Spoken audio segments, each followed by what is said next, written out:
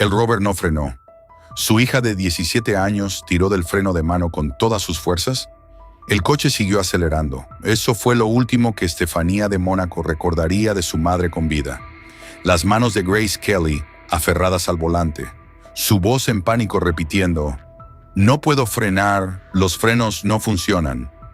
Y el barranco abriéndose delante de ellas como si la carretera hubiera decidido terminar ahí.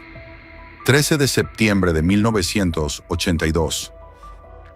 Esta historia es mucho más oscura, mucho más incómoda y mucho más llena de preguntas sin respuesta de lo que cualquier versión oficial se ha atrevido a contar. ¿Cómo es posible que un coche sea retirado de la escena de un accidente mortal en menos de 30 minutos, guardado bajo llave en un garaje del Principado y nunca vuelva a salir? ¿Cómo es posible que no haya autopsia o que no haya investigación, que no haya peritaje público de los frenos? ¿Y cómo es posible que el nombre del príncipe Rainiero apareciera en la lista de una logia masónica secreta italiana investigada por blanqueo de dinero exactamente 2 semanas antes de que su mujer muriera en esa carretera? He repasado el expediente del accidente, las declaraciones del capitán de la gendarmería que dirigió la investigación, la entrevista que Estefanía dio a Paris Match 20 años después, los testimonios del cirujano jefe del hospital recogidos por el New York Times, los hallazgos del ex juez francés Jacques Vidalou, que pasó más de 2 años y dinero propio intentando que alguien escuchara lo que había encontrado, y las revisiones médicas publicadas en 2024, que por fin confirmaron lo que los médicos de la ambulancia ya sabían aquella mañana. Lo que encontré desmonta casi todo lo que circula sobre esta historia, pero también levanta preguntas que nadie en 42 años ha sido capaz de responder del todo. Aquel 13 de septiembre, Grace Kelly y su hija Estefanía salieron de Rocagirl, la finca de verano de la familia en las colinas sobre Mónaco, con destino al palacio. El chofer había cargado el rover la noche anterior con las maletas y los vestidos que Estefanía llevaría a su primer año de clases en París. Había tantas cosas que no cabían los tres. El chofer les dijo que no se preocuparan, que él las llevaba primero y luego volvía a por el equipaje. Pero Grace dijo que no, que conducía ella. El chofer intentó insistir. Grace ya estaba al volante. Era una carretera que conocía de memoria, la misma que había recorrido cientos de veces. En la misma que Hitchcock había filmado 30 años antes para una película en la que ella perseguía a un ladrón de joyas por la Costa Azul. Una carretera de curvas cerradas, despeñaderos a un lado y Mediterráneo al otro, hecha para ser conducida despacio, con mucho cuidado, por alguien que esté completamente presente. Y Grace no estaba completamente presente. Llevaba semanas con dolores de cabeza que nadie había diagnosticado. Llevaba semanas con algo que su cuerpo intentaba decirle y que ella y todos los que la rodeaban habían ignorado. Todo el mundo conoce a Grace Kelly, la actriz de Hitchcock, la princesa de Mónaco, el cuento de hadas. Pero lo que casi nadie sabe es que aquella mañana, dentro de ese coche, ocurrieron cosas que el Principado de Mónaco decidió enterrar en menos de media hora. Y que una chica de 17 años cargó sola con las consecuencias durante 20 años, mientras el mundo la señalaba con el dedo y el palacio guardaba silencio. Estefanía lo dijo ella misma, años después, con una precisión que no deja lugar a adornos. Era difícil para la gente aceptar que ella podía hacer algo tan humano como tener un accidente. La gente pensó que yo debí haberlo causado porque mi madre era demasiado perfecta para hacer algo así. Demasiado perfecta. Esa frase lo contiene todo. Y antes de que terminéis este documental, vais a entender exactamente lo que significa. Capítulo 1. Lo que ocurrió dentro de ese coche. La mañana del 13 de septiembre de 1982 amaneció despejada sobre las colinas de la Turbie. Era uno de esos días de principios de otoño en la Costa Azul, en que el cielo tiene todavía el azul intenso del verano, pero el aire ya lleva dentro algo más fresco, algo que anuncia que la estación está cambiando. Rocagirl, la finca de verano de la familia real monegasca, estaba rodeada de ese silencio particular de los lugares altos, lejos del ruido del puerto y del casino, y de los fotógrafos que llevaban décadas apostados en las esquinas del Principado, esperando a que alguien de los Grimaldi cometiera un error. Grace Kelly llevaba varios días allí.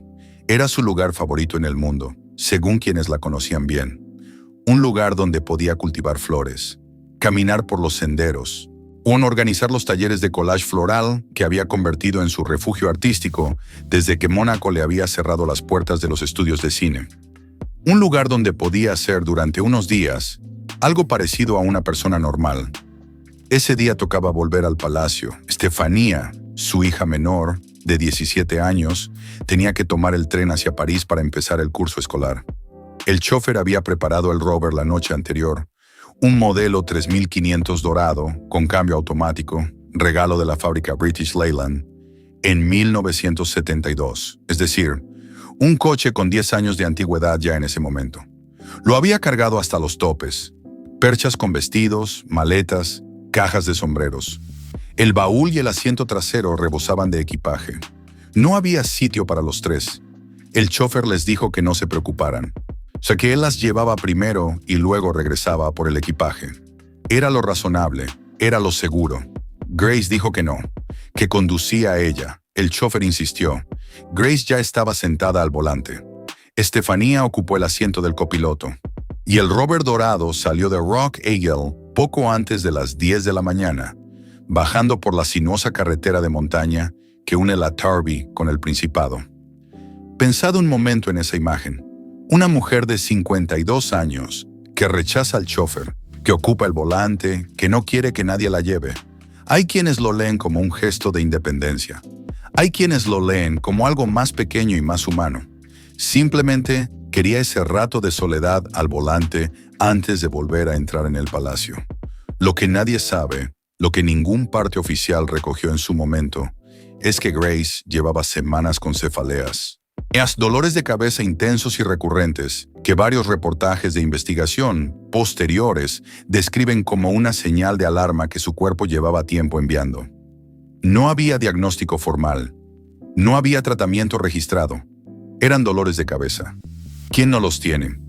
La carretera que baja de la Turbi hacia Mónaco es una de esas carreteras mediterráneas que desde lejos parecen una postal y desde dentro del coche se convierten en una sucesión de curvas cerradas, muros de piedra a un lado y precipicios al otro, con tramos en los que la calzada tiene apenas el ancho suficiente para dos coches que se cruzan.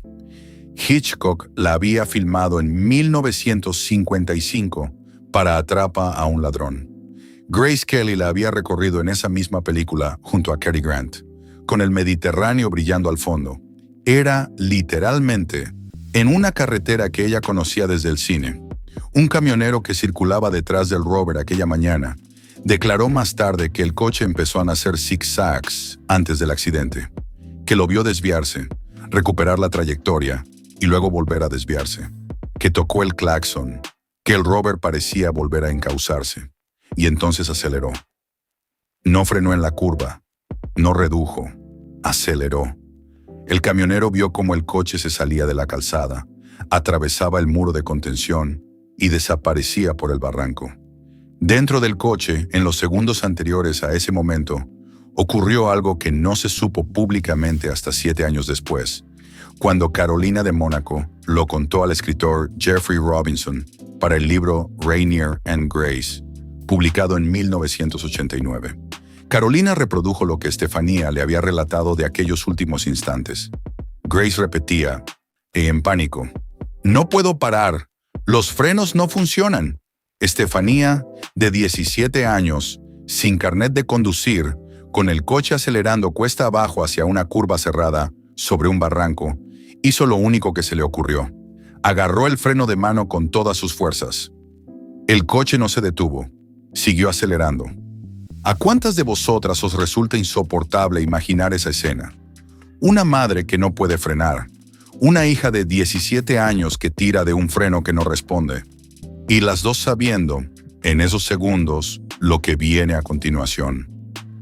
El rover cayó unos 30 metros por la ladera hasta aterrizar en el sembradío de flores de un agricultor llamado Sesto Lecchio. El coche se incendió.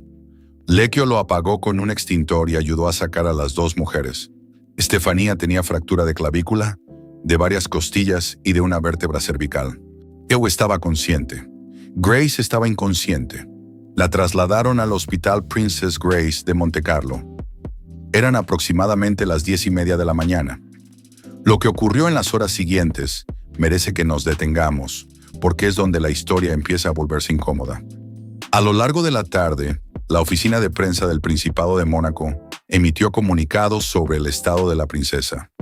Los partes decían que Grace tenía algunas fracturas en las extremidades, que su estado no era de gravedad, que estaba recibiendo atención médica y evolucionando favorablemente.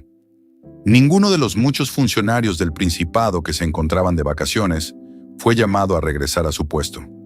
No parecía tratarse de una emergencia. Mientras esos comunicados circulaban por las redacciones de todo el mundo, a Grace Kelly llevaba inconsciente desde que llegó al hospital. Los médicos, según se supo años después, no le daban ninguna posibilidad de recuperación desde el primer momento. El cirujano jefe del hospital habló con el New York Times años más tarde. Calificó los comunicados oficiales de aquel día de una sola palabra: basura. Al día siguiente, 14 de septiembre de 1982, el mundo supo que Grace Kelly había muerto. Tenía 52 años. Rainiero, junto a sus hijos Carolina y Alberto, había autorizado a los médicos a apagar los sistemas de soporte vital. Estefanía, todavía hospitalizada por sus heridas, no pudo estar presente en el funeral. El mundo lloró. Los titulares del planeta se llenaron de la imagen de la princesa. Pues el cuento de hadas había terminado de la manera más brutal posible. Y mientras el duelo se extendía por las televisiones del mundo, en Mónaco algo estaba ocurriendo que muy poca gente vio en ese momento. Algo que afectaba directamente a ese rover dorado que había caído por el barranco. Porque ese coche, la pieza más importante de cualquier investigación sobre lo que había ocurrido aquella mañana, desapareció de la escena antes de que nadie pudiera examinarlo. ¿Por qué? ¿Qué tenía ese coche que el Principado de Mónaco no quería que nadie viera? ¿Y por qué un accidente que ocurrió en territorio francés fue investigado, o más bien no investigado, exclusivamente por las autoridades monegascas? Esas son las preguntas que un ex juez francés se hizo también. Y lo que encontró al intentar responderlas le costó más de 2 años de su vida y una demanda judicial que el sistema rechazó sin dar explicaciones. Capítulo 2. El Palacio cerró el caso en 30 minutos. Hay una pregunta que parece sencilla y no lo es. Cuando ocurre un accidente de tráfico mortal, lo primero que hace la policía es acordonar la escena. Los peritos fotografían la posición del vehículo, la trayectoria, las marcas de frenada, el estado de la carretera. Los técnicos examinan el coche, se recogen muestras, se documenta todo. Es un protocolo básico, elemental, el mismo que se aplica en cualquier accidente grave en cualquier carretera del mundo. Nada de eso ocurrió el 13 de septiembre de 1982 en la carretera que baja de la Turbie hacia Mónaco. El rover fue cubierto con plásticos antes de que ningún fotógrafo pudiera acercarse a él. Los peritos y fotógrafos de la policía nunca tuvieron ocasión de examinar el vehículo ni la trayectoria del accidente en la escena. Y el coche fue retirado del lugar en menos de 30 minutos, trasladado al garaje del Palacio de Roquebrune, en Mónaco. Y allí se quedó, bajo llave, sin que nadie volviera a hacerle una inspección pública. 30 minutos. El tiempo que tarda una persona en tomarse un café y leer el periódico de la mañana. El tiempo que tardó Mónaco en hacer desaparecer la única prueba física de lo que había ocurrido. Y hay algo más. El accidente ocurrió en territorio francés. La carretera de la Turbie está en Francia, no en el Principado. Eso significaba, en términos legales, que la investigación correspondía a las autoridades francesas. Pero Grace fue trasladada a un hospital de Mónaco. Un hospital menos equipado que los centros franceses que había a pocos kilómetros. Y la investigación del accidente quedó, en la práctica, era en manos monegascas. Nunca se realizó autopsia. Nunca hubo investigación oficial. Nunca hubo informe público sobre el estado de los frenos. Jacques Badalou era ex juez francés. No tenía ninguna vinculación personal con Grace Kelly ni con la familia real monegasca. Era un hombre de la ley al que algo en todo esto le resultaba profundamente incorrecto, y decidió investigarlo por su cuenta. Pasó más de 2 años en ello. Gastó dinero propio. Repasó cada dato disponible sobre el accidente, habló con testigos, analizó la secuencia de decisiones del Principado en las horas posteriores al siniestro, y llegó a una conclusión que expresó con la precisión de quien ha pasado la vida en un tribunal. La muerte de la princesa Grace fue encubierta, declaró. Su coche fue cubierto inmediatamente con plásticos para que nadie pudiera tomar fotografías de cerca. Y los fotógrafos y peritos de accidentes de la policía nunca tuvieron la oportunidad de examinar el coche ni la trayectoria del accidente en la escena. El coche fue retirado del lugar en menos de media hora. Badalou fue más lejos. Señaló que nunca se realizó autopsia, que las autoridades y el propio Rainiero querían enterrar el caso. Y dijo algo que, viniendo de un juez, pesa de una manera determinada. Había encontrado evidencias que apuntaban a que la mafia quería eliminar a Grace para impedir que interfiriera en sus actividades ilegales en Mónaco. Badalou escribió al príncipe Rainiero alertándole de sus hallazgos. No recibió respuesta.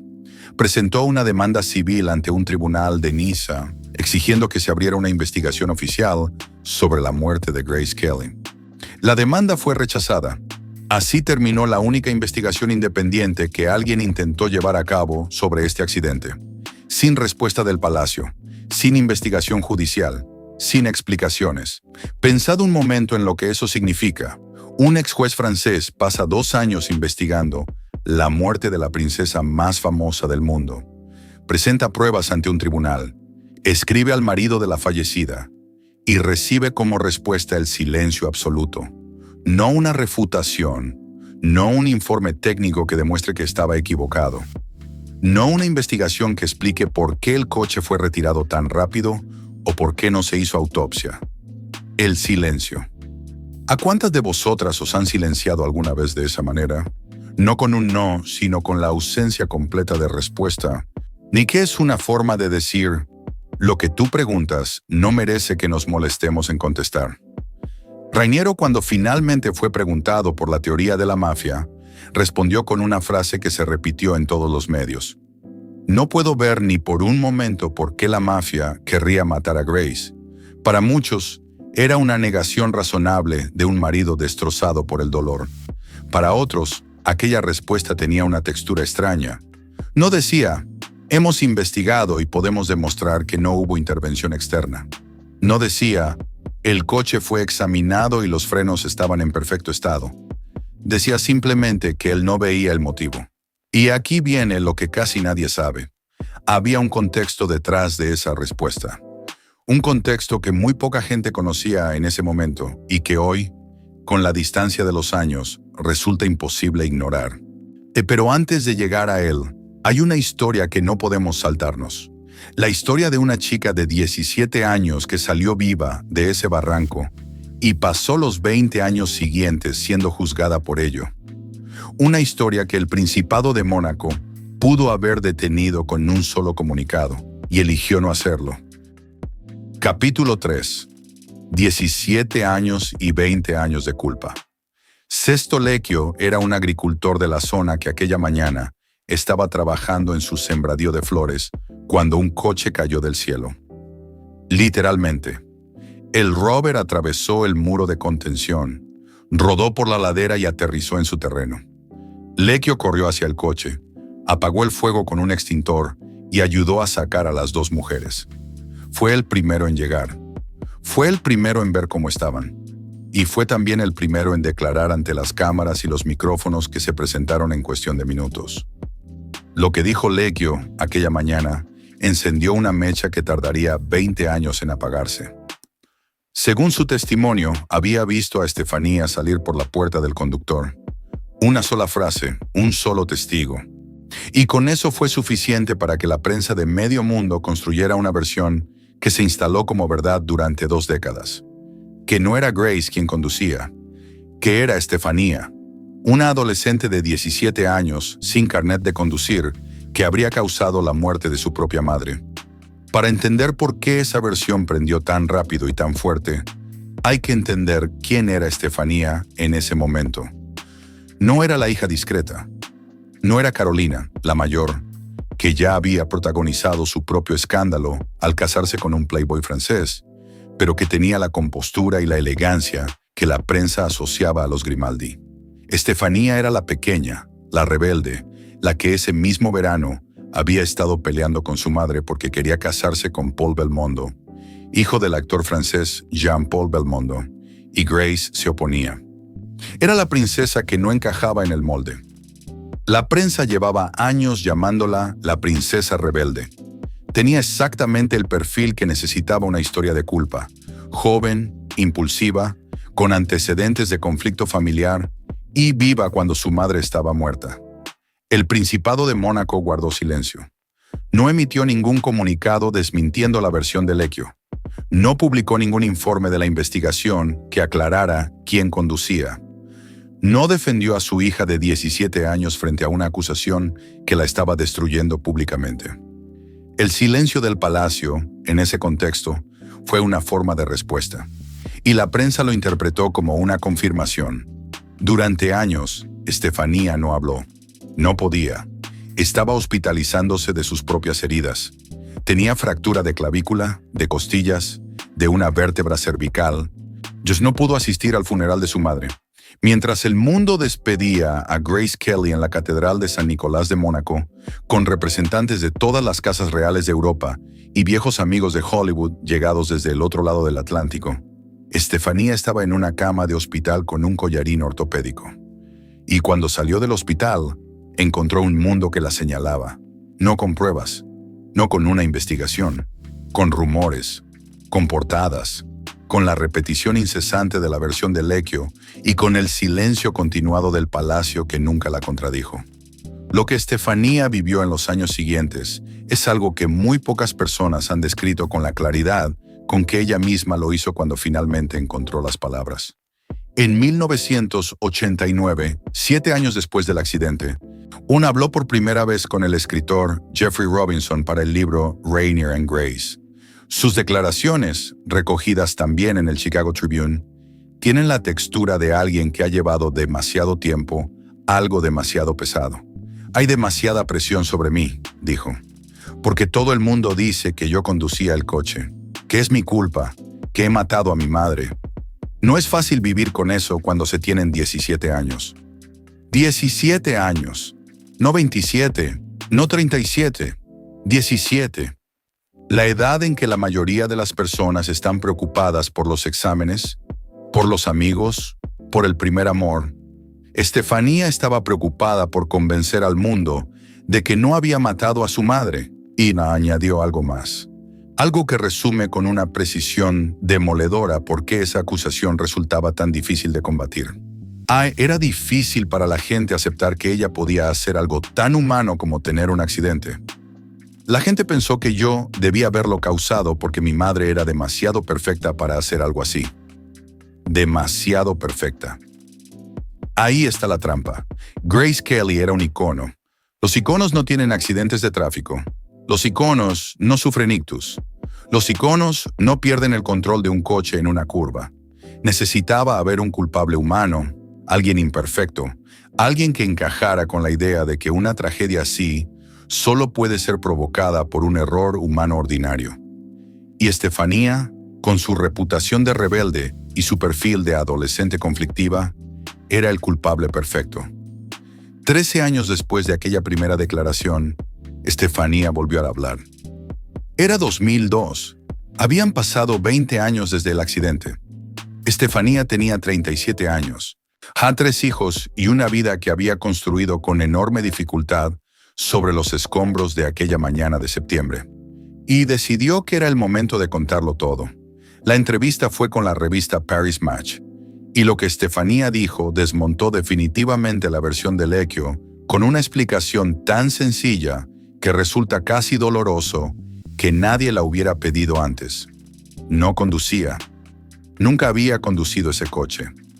Lo que el agricultor vio fue lo que ocurre físicamente cuando un coche cae por un barranco y da vueltas. Los cuerpos de los ocupantes son lanzados por el interior del vehículo. Estefanía fue proyectada hacia el asiento del conductor durante el impacto. La puerta del copiloto había quedado completamente bloqueada. La única salida accesible era la del conductor. Por eso salió por ahí. No era la conductora. Era una chica de 17 años que había sobrevivido de milagro y que salió por el único lado por el que podía salir. 20 años. 20 años tardó esa explicación en llegar de manera pública y directa.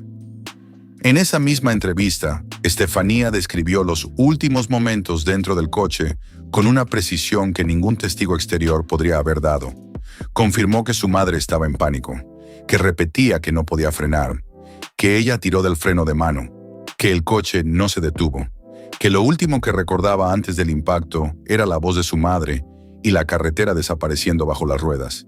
Y, en 2020, en una nueva entrevista con Paris Match, Estefanía añadió algo que llevaba décadas guardando. No solo tuve que pasar por el horrible trauma de perder a mi madre a una edad muy joven, sino también estar a su lado en el momento del accidente. Nadie puede imaginar lo que sufrí y lo que sigo sufriendo. No puedo más. Todas esas calumnias que se han dicho y escrito han alimentado un misterio que no existe. Solo quiero decir, parad. Dejadme criar a mis hijos en tranquilidad y seguir con mi propia vida con serenidad. Lo que sigo sufriendo, en presente. 40 años después, la investigación oficial de la Gendarmería, dirigida por el capitán Roger Bence, llegó a la misma conclusión que Estefanía. Grace conducía. Su reconstrucción de los hechos fue inequívoca. Bence lo expresó sin ambigüedades cuando el biógrafo Bertrand Tessier lo entrevistó años después. Es claro que quien condujo el vehículo en todo el recorrido, tal como nosotros hemos podido reconstruir los hechos, ha sido la princesa Grace. Caso cerrado, dio en lo que respecta a quién conducía, pero la confirmación de que era Grace al volante no cerraba todas las preguntas. Las abría de otra manera. Porque si Grace conducía, si los frenos del coche habían sido inspeccionados por los técnicos de Land Rover y funcionaban correctamente, si no había ningún fallo mecánico detectable, entonces la pregunta que quedaba flotando en el aire era más inquietante aún. ¿Qué fue lo que hizo que Grace Kelly no pudiera frenar? ¿Qué fue lo que hizo que su cuerpo, en los segundos anteriores al barranco, dejara de responder a lo que su mente le ordenaba? ¿Y qué relación tenía eso con las cefaleas que llevaba semanas ignorando? Hay quienes tienen una respuesta para esas preguntas. Una respuesta médica, documentada, respaldada por los médicos que la atendieron en la ambulancia aquella mañana y confirmada, y 42 años después, por revisiones científicas publicadas en 2024. Pero también hay quienes señalan que esa respuesta médica, por sí sola, no explica por qué el coche desapareció en 30 minutos, por qué no hubo autopsia, por qué no hubo investigación oficial, ni por qué el nombre de Rainiero aparecía en la lista de una logia masónica secreta italiana exactamente 2 semanas antes de que todo esto ocurriera. Y para entender ese contexto, hay que hablar de Mónaco, del Mónaco real, no el de las alfombras rojas y los Grand Prix y los yates en el puerto. El otro. Capítulo 4. La logia, el casino y los hombres que no querían respuestas. Hay una fecha que casi nadie recuerda cuando habla de la muerte de Grace Kelly. No es el 13 de septiembre de 1982, el día del accidente. No es el 14, el día en que murió. Es una fecha anterior, de finales de agosto de ese mismo año, cuando los periódicos europeos publicaron una lista que sacudió a varios gobiernos del continente y que cayó en las redacciones como una bomba. Era la lista de miembros de la Logia P2. La Logia P2, Propaganda Due en italiano, era una logia masónica secreta que llevaba años operando en las sombras de las instituciones más poderosas de Europa. Sus miembros habían sido investigados por el desvío de fondos del Estado italiano, de varios bancos y del propio Vaticano. La lista incluía generales, jueces, parlamentarios, directores de periódicos, Líderes del crimen organizado. Cuando se publicó, el gobierno italiano colapsó. Varios de sus integrantes acabaron en la cárcel. En esa lista aparecía el nombre del príncipe Rainiero de Mónaco. 2 semanas después, su mujer murió en una carretera. Quiero que os detengáis un momento en esa cronología. No estoy diciendo que una cosa causará la otra. Estoy diciendo que esa proximidad existe, que está documentada y que ninguna investigación oficial se molestó jamás en examinar si había alguna conexión entre ambas. Nadie preguntó, nadie investigó. El caso ni siquiera se abrió. Para entender por qué la logia P2 importa en esta historia, hay que entender qué era Mónaco en 1982. No el Mónaco de las postales, el otro. Mónaco es un territorio de menos de 2 kilómetros cuadrados enclavado entre Francia e Italia. Un estado diminuto con uno de los casinos más famosos del mundo, con legislación bancaria que garantizaba durante décadas el anonimato de las transacciones, sin deontología financiera rigurosa y con una cooperación judicial internacional que, según un informe del Parlamento francés publicado en el año 2000, fallaba de manera sistemática. En 1993, un informe oficial del gobierno francés fue aún más directo. Catalogó públicamente a Mónaco como un paraíso de la mafia. El casino de Montecarlo no era solo un lugar donde la gente rica perdía dinero jugando a la ruleta. Era, según múltiples investigaciones periodísticas y gubernamentales, uno de los puntos de entrada del dinero sucio en el sistema financiero europeo. Y las organizaciones criminales que lo utilizaban no eran abstracciones. Tenían nombres, tenían estructuras, y tenían intereses muy concretos que proteger. Rainiero lo sabía. Llevaba décadas gobernando ese territorio. Había construido con él una fortuna personal que sus biógrafos estiman en torno a 2.000 millones de euros. El casino, el Hotel París, los bancos, el puerto, todo en 2 kilómetros cuadrados. Todo bajo su control. Todo financiado, en parte, con dinero cuyo origen nadie examinaba demasiado de cerca. Y entonces estaba Grace, quienes la conocían de cerca, quienes la visitaban en Mónaco y hablaban con ella en la intimidad, describen a una mujer que con los años se había vuelto cada vez más incómoda con la atmósfera del Principado. No con la vida de palacio en general, sino con algo más específico, con la corrupción que veía a su alrededor y que nadie parecía dispuesto a nombrar. Según múltiples fuentes biográficas, Grace intentó en repetidas ocasiones convencer a Rainiero de que Mónaco no necesitaba el dinero de la mafia para prosperar, que había otras maneras, que el Principado podía tener una imagen internacional limpia sin depender de inversores cuya fortuna no soportaba ningún escrutinio. Pero la corrupción llevaba demasiado tiempo arraigada, era demasiado lucrativa, y Rainiero, calculador y pragmático como era, no tenía ningún incentivo real para cambiarla. El propio hermano de Grace, Jack Kelly, lo dijo públicamente en el momento del accidente. Creía que la mafia estaba detrás de la muerte de su hermana. No era una acusación formal, no era una denuncia con pruebas. Era la intuición de un hombre que conocía a su hermana y conocía el entorno en el que vivía. Pero viniendo de un familiar directo, o en el momento inmediatamente posterior a la tragedia, tiene un peso que no puede ignorarse sin más. Vidalou, el ex juez que ya conocemos, lo investigó durante 2 años y llegó a la misma hipótesis, que había evidencias apuntando a que la mafia quería eliminar a Grace para impedir que interfiriera en sus negocios en Mónaco. Escribió a Rainiero, ninguna respuesta. Presentó su demanda ante un tribunal de Niza. Rechazada. Rainiero, cuando fue preguntado directamente sobre la teoría de la mafia, pronunció una frase que se repitió en todos los medios. No puedo ver ni por un momento por qué la mafia querría matar a Grace. Para muchos era la respuesta natural de un marido devastado por el dolor. Para otros tenía una textura diferente. No decía, investigamos y no encontramos nada. Nash no decía, el coche fue examinado y podemos demostrar que no hubo manipulación. No decía, pedimos una autopsia y los resultados fueron concluyentes.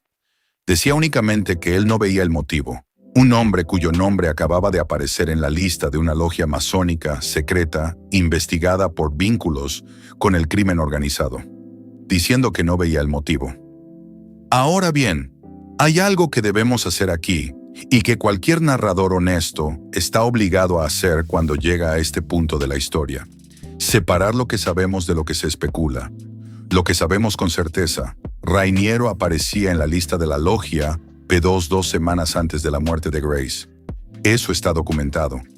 Mónaco fue catalogado como paraíso de la mafia por el gobierno francés en 1993. Eso está documentado. No hubo investigación oficial. No hubo autopsia. El coche desapareció en 30 minutos y ningún tribunal aceptó examinar el caso. Eso está documentado. Lo que no está documentado con ninguna evidencia forense directa, que alguien manipulara los frenos del Rover. Los técnicos de Land Rover inspeccionaron el coche y concluyeron que los frenos funcionaban correctamente. Eso también está documentado. Pero entonces llegamos a la pregunta que no desaparece por mucho que uno intente responderla con datos técnicos. Si los frenos funcionaban, ¿por qué Grace dijo que no podía frenar? ¿Por qué Estefanía tiró del freno de mano y el coche no se detuvo? ¿Y por qué el cuerpo de Grace Kelly, una mujer que conocía esa carretera de memoria, que la había recorrido cientos de veces, le dejó de responder exactamente en la curva más peligrosa del trayecto? Hay quien dice que la respuesta es mucho más sencilla y mucho más triste que cualquier conspiración. Que no hubo sabotaje, que no hubo mafia, que lo que mató a Grace Kelly fue algo que llevaba semanas anunciándose y que nadie a su alrededor tomó en serio. Y 42 años después, la medicina vino a confirmar que tenían razón, aunque eso no cierra las otras preguntas. Capítulo 5. La verdad que tardó 42 años. Los médicos que llegaron en la ambulancia aquella mañana lo vieron desde el primer momento. No era un traumatismo por el impacto. No era una fractura. Era algo que había ocurrido antes del accidente, dentro del cuerpo de Grace Kelly, mientras el Rover todavía estaba en la carretera. Algo que los médicos de urgencias reconocen con una mirada, con una serie de signos clínicos que no dejan lugar a dudas cuando sabes lo que estás buscando. Grace había sufrido un episodio vascular, un derrame cerebral, un ictus. No en el hospital, no como consecuencia de los golpes del accidente. Antes, al volante, en algún punto de esa carretera de curvas cerradas que bajaba desde La Turbie hacia Mónaco, el cerebro de Grace Kelly había empezado a fallar en silencio. Era una hemorragia que interrumpió la comunicación entre su mente y su cuerpo, que hizo que sus manos no obedecieran lo que su cabeza intentaba ordenarles, que hizo que confundiera los pedales o que simplemente dejara de poder controlar lo que hacía con ellos. Por eso dijo que los frenos no funcionaban. No porque los frenos estuvieran saboteados, porque su cerebro ya no podía coordinar el movimiento del pie sobre el pedal correcto. Su percepción de lo que ocurría dentro del coche y la realidad mecánica del vehículo habían dejado de coincidir. Por eso el freno de mano que Estefanía tiró con todas sus fuerzas tampoco sirvió de nada. No porque estuviera manipulado, porque el coche en ese momento ya iba demasiado rápido, cuesta abajo, con la conductora incapacitada, hacia una curva que no tenía salida. Esta es la explicación médica. Y está respaldada por evidencias que se han ido acumulando durante 4 décadas. Los médicos que la atendieron en la ambulancia lo detectaron aquella misma mañana. Los médicos del hospital lo confirmaron al llegar. Y en 2024, 42 años después de aquella mañana, nuevas revisiones médicas publicadas en medios europeos confirmaron lo que los médicos de la ambulancia ya sabían desde el primer día.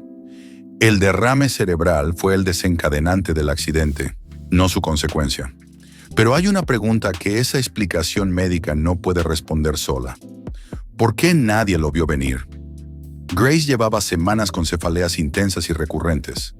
Semanas con dolores de cabeza que varios reportajes de investigación posteriores describen como pródromos clásicos de un episodio vascular. Señales que el cuerpo envía antes de que todo falle. Señales que en retrospectiva eran imposibles de ignorar. Pero nadie las tomó en serio. No hubo diagnóstico formal. No hubo tratamiento registrado. No hubo ningún médico que le dijera, esto que tienes en la cabeza merece que lo miremos con más atención. Y aquí es donde la historia de Grace Kelly deja de ser solo la historia de un accidente y se convierte en algo más. Porque Grace llevaba décadas siendo tratada como un símbolo, como una imagen, como la princesa perfecta que Mónaco necesitaba para existir en el mundo. Y los símbolos no tienen cefaleas. Los símbolos no necesitan que nadie les pregunte cómo están. Los símbolos funcionan, aparecen en los actos oficiales, sonríen en las fotografías. Y lo que ocurre dentro de su cuerpo es un asunto privado que no interrumpe el protocolo. ¿A cuántas de vosotras os han tratado así alguna vez? Como si lo que sentíais por dentro fuera menos importante que lo que se veía por fuera. Como si la imagen que proyectabais al mundo tuviera más peso que lo que vuestro cuerpo intentaba deciros. Grace Kelly murió de un ictus que nadie diagnosticó a tiempo. Y eso, por sí solo, ya es una tragedia suficiente. Pero entonces volvemos al rover. Porque si la causa del accidente era médica, si el cuerpo de Grace había fallado antes de que el coche se saliera de la carretera, si no había ningún misterio mecánico que resolver, entonces la pregunta que no desaparece es esta. ¿Por qué el Principado de Mónaco retiró ese coche de la escena en menos de 30 minutos? ¿Por qué lo guardaron en un garaje bajo llave del que nunca volvería a salir? ¿Por qué no hubo peritaje público de los frenos si la versión oficial era que los frenos funcionaban perfectamente? ¿Por qué no hubo autopsia si la causa de la muerte era, según todos los indicios, perfectamente explicable sin ella? ¿Por qué un accidente ocurrido en territorio francés no fue investigado por las autoridades francesas?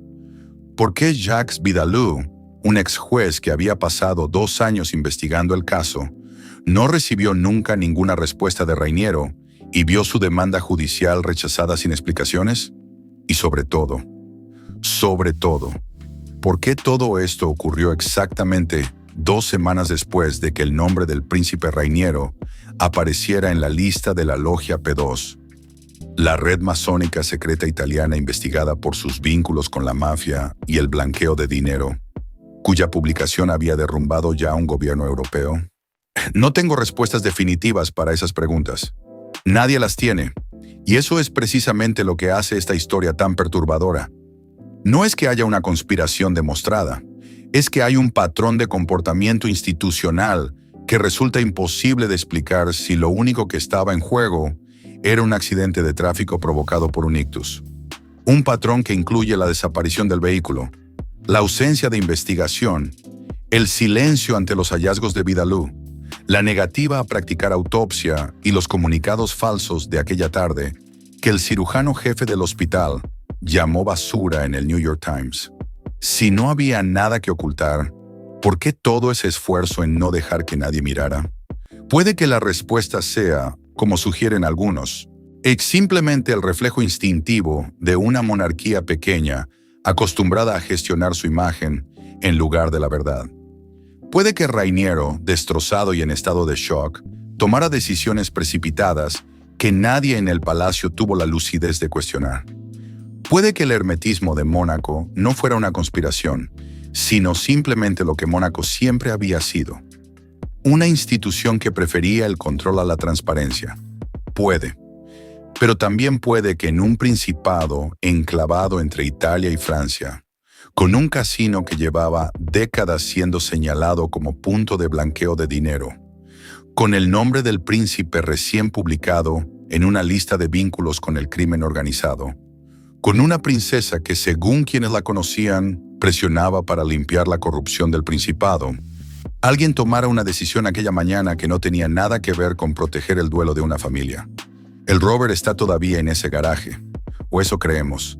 Nadie lo ha visto desde septiembre de 1982.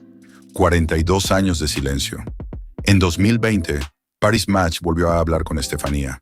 Tenía 55 años, 3 hijos, una vida construida sobre una pérdida que nunca terminó de cicatrizar. Y dijo algo que merece ser el último pensamiento de este documental antes del cierre. No solo tuve que pasar por el horrible trauma de perder a mi madre a una edad muy joven, sino también estar a su lado en el momento del accidente. Nadie puede imaginar lo que sufrí. y lo que sigo sufriendo. No puedo más. Todas esas calumnias que se han dicho y escrito han alimentado un misterio que no existe. Ana, solo quiero decir, parad. Un misterio que no existe, dice. Pero el coche sigue en ese garaje. Y las preguntas que Vidalú hizo ante un tribunal siguen sin respuesta. Y el nombre de Rainiero en la lista de la P2 sigue siendo un hecho documentado que nadie investigó. Quizás Estefanía tiene razón. Quizás la verdad es exactamente la que dicen los médicos. Un ictus, una carretera, una mañana de septiembre que terminó de la peor manera posible. Pero también es verdad lo que ella misma dijo años antes, con esa claridad devastadora que solo tiene quien ha vivido algo desde dentro. Era difícil para la gente aceptar que ella podía hacer algo tan humano como tener un accidente. La gente pensó que yo debía haberlo causado porque mi madre era demasiado perfecta para hacer algo así. Demasiado perfecta. Y ahí está, quizás, la única respuesta que esta historia puede darnos con certeza. No sobre quién manipuló el coche o quién ordenó qué, sino sobre lo que le hicimos a Grace Kelly durante 26 años y lo que le hicimos a su hija durante 20 más. La convertimos en un símbolo tan perfecto, tan intocable, tan ajeno a la condición humana de fallar y enfermar y morir de manera ordinaria, que cuando su cuerpo finalmente falló, el mundo entero prefirió buscar un villano antes que aceptar la verdad. La verdad de que una mujer de 52 años con dolores de cabeza que nadie tomó en serio se subió al volante de un coche una mañana de septiembre y no llegó a donde iba. Rainiero nunca volvió a casarse. Según su hija Estefanía, la muerte de Grace lo ensombreció durante los 23 años que le quedaban de vida. Murió en 2005 sin haber respondido nunca a la carta de Jacques Vidalú, sin haber permitido que nadie examinara el rover, sin haber explicado por qué los comunicados de aquella tarde dijeron que su mujer estaba bien cuando llevaba inconsciente desde las 10:30 de la mañana. Puede que se llevara las respuestas consigo. Puede que no hubiera respuestas que llevarse. Lo que sí sabemos es lo que Estefanía cargó sola durante 20 años, mientras el palacio guardaba silencio. Lo que sabemos es que un ex juez francés llamó a una puerta que nunca se abrió. Lo que sabemos es que 42 años después, la medicina confirmó lo que los médicos de la ambulancia ya sabían desde el primer día, y que nadie consideró necesario decir en voz alta hasta ahora. Y lo que sabemos, sobre todo, es que el rover sigue en ese garaje. Hay una frase que Estefanía pronunció hace ya muchos años, cuando intentaba explicar por qué el mundo había preferido culparla a ella antes que aceptar lo que había ocurrido realmente. Era difícil para la gente aceptar que ella podía hacer algo tan humano como tener un accidente. La gente pensó que yo debía haberlo causado porque mi madre era demasiado perfecta para hacer algo así. Ahora que sabéis todo lo que sabéis, escuchad esa frase de nuevo. No habla solo de un accidente. Habla de lo que le hicimos a Grace Kelly durante toda su vida. La convertimos en algo que no podía ser humano, que no podía enfermar, que no podía tener cefaleas que nadie diagnosticara, y que no podía perder el control de un coche en una curva. Y cuando todo eso ocurrió de golpe una mañana de septiembre, el mundo entero prefirió construir una conspiración antes que mirar a una mujer de 52 años y ver simplemente a una persona. Una persona que se subió al volante porque quería ese rato de soledad antes de volver al palacio, que llevaba semanas con dolores de cabeza que nadie tomó en serio, que en algún punto de esa carretera que conocía de memoria, su cuerpo dejó de responder, y que sus últimas palabras documentadas dentro de ese coche, antes de que todo se acabara, fueron un intento desesperado de frenar algo que ya no podía frenar. Si eso fue todo lo que ocurrió, es ya una tragedia suficientemente grande. Y si no fue todo lo que ocurrió, bueno, el garaje del Palacio de Roquebrune lleva 42 años guardando la respuesta. Si esta historia os ha tocado de la manera en que a mí me tocó al descubrirla, quiero que sepáis que en este canal hay muchas más como ella. Historias de personas cuyas vidas fueron mucho más de lo que el mundo quiso ver, cuyos secretos tardaron décadas en salir a la luz. y cuyas verdades merecen ser contadas con el respeto y la atención que no siempre recibieron en su momento. Suscribíos para no perderos ninguna, porque la próxima puede ser la que más os marque. Nos encontramos muy pronto, aquí en Historias Reales.